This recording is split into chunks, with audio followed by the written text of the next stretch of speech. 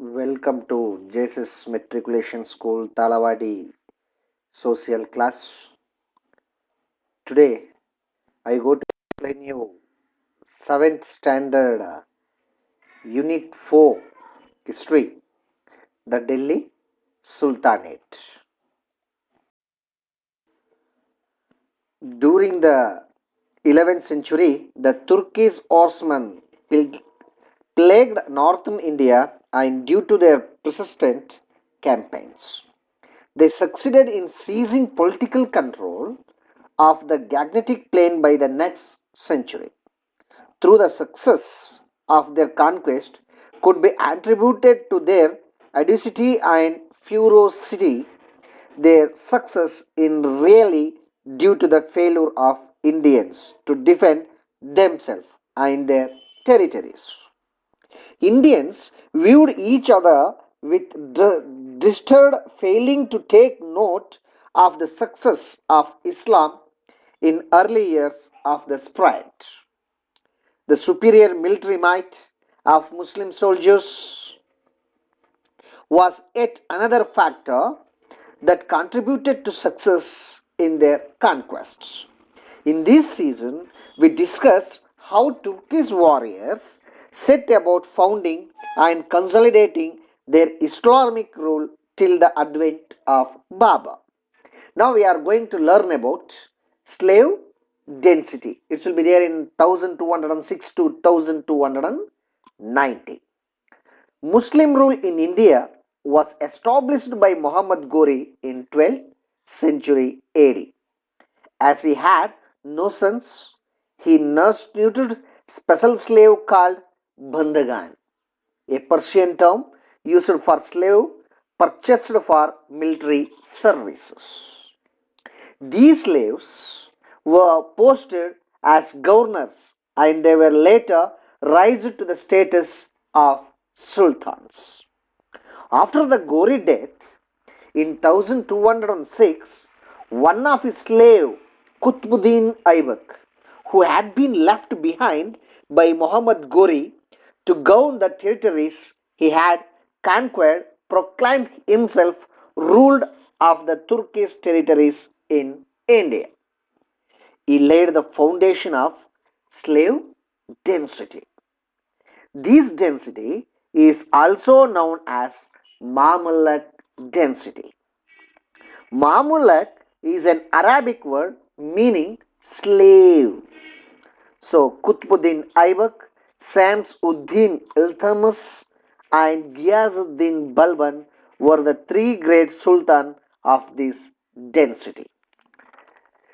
The slave density ruled over the subcontinent for about 84 years. Now we are going to learn about Qutbuddin Aibak. Qutbuddin Aibak began his rule by establishing Lahore as the capital of his kingdom. Later, he shifted his capital to Delhi. He was active all through his rule in Delhi, conquering new territories and suppressing rebellions. He personally led military campaigns to the central and western Indo-Gangetic Plain, North India, and left the conquest of the eastern Gangetic Plain, Bihar, Bengal, look like that, to the care of Bakhtiyar Khilji. Aibak built the Qut-ul-Aslam Mosque in Delhi. This mosque is considered to be the oldest in India. He also laid the foundation of Qutb Minar, but he was unable to complete it. It was later finished by his son-in-law and his successor Iltutmish. Aibak died of injuries received during an accidental fall from a horse while playing polo in 1210.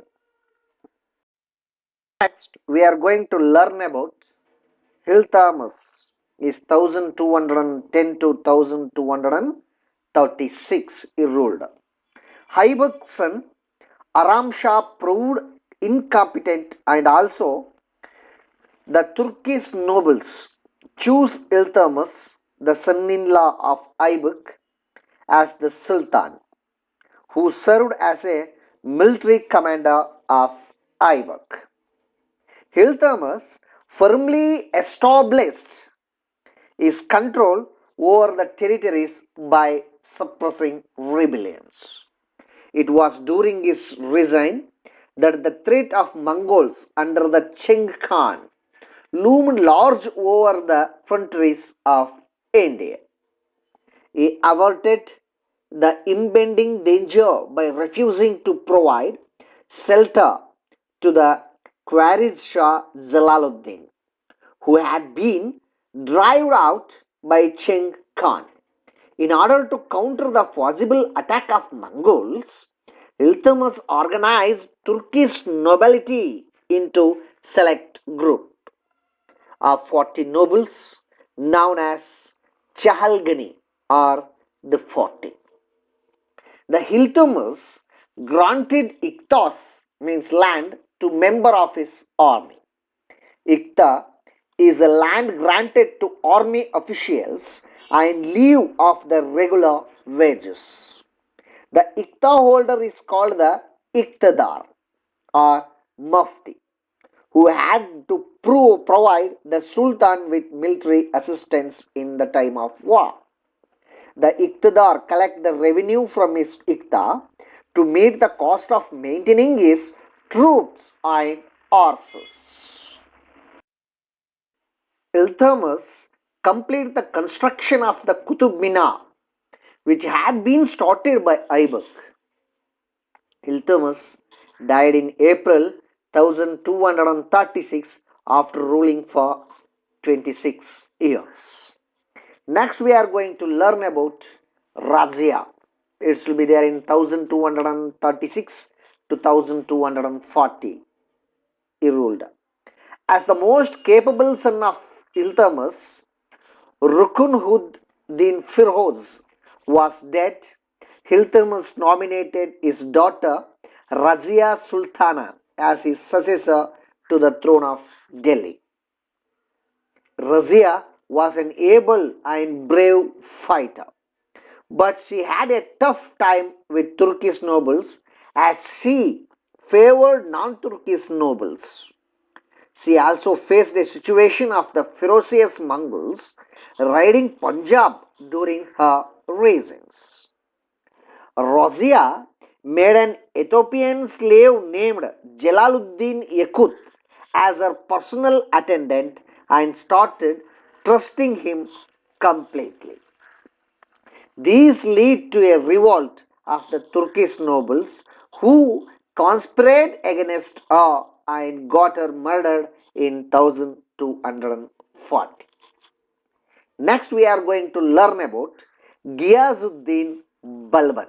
He ruled in India 1266 to 1287.